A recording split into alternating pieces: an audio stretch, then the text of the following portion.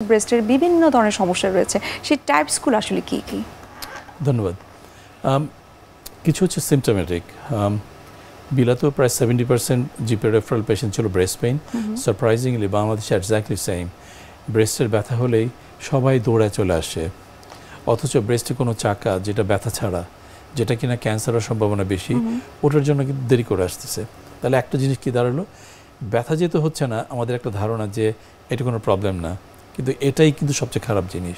আর উল্টা করে বললে হয় ব্রেস্টের যে ব্যথাগুলো হচ্ছে 99.9% ক্যান্সারের সাথে কোনো সম্পর্ক নেই, মূলত হরমোনের আধিক্য বা এর সাথে কিছু সম্পর্ক হচ্ছে। মেয়েদের ওভারি রয়েছে, সেখান থেকে প্রতি মাসেই হরমোন বেরোচ্ছে এবং সেটা মাসিকের সাথে সম্পর্কিত, এবং ওর সাথে ব্রেস্টের ব্যথা বা ব্রেস্টের চাকা বা ব্রেস্ট থেকে একটু বড় হয়ে যাওয়া, এরকম সব কিছু কানেক্টেড। ক্যান্সার না, কিন্তু ব্রেস্টের চাকা হতে পারে, যেরকম ফাইব্রাডেনোমা, একটা ইয়াং পেশেন্টদের, ইয়াং মেয়েদের স্মুথ হাইলি মোবাইল একটা লাম থাকবে। এবং এগুলো অনেক ক্ষেত্রে বাংলাদেশে কি করে, বিভিন্ন ওষুধপাতি দেওয়া হয়, যেটা কোনো ওষুধ নেই আসলে। কারণ এই ফাইব্রয়েডেনোমাগুলো যেটা ইয়াং পেশেন্টদের হতে পারে, সেটা প্রায়শই নিজে নিজে ছোটো হয়ে নাই যেতে পারে অথবা বড় হতে পারে। এবং আমরা বলি যদি 3 সেন্টিমিটারের কাছাকাছি হয় বা 1 ইঞ্চির যদি একটু বড় হয়, তাহলে মেবি একটা কসমেটিক স্কারের মাধ্যমে এটাকে সরিয়ে ফেলাটাই ভালো।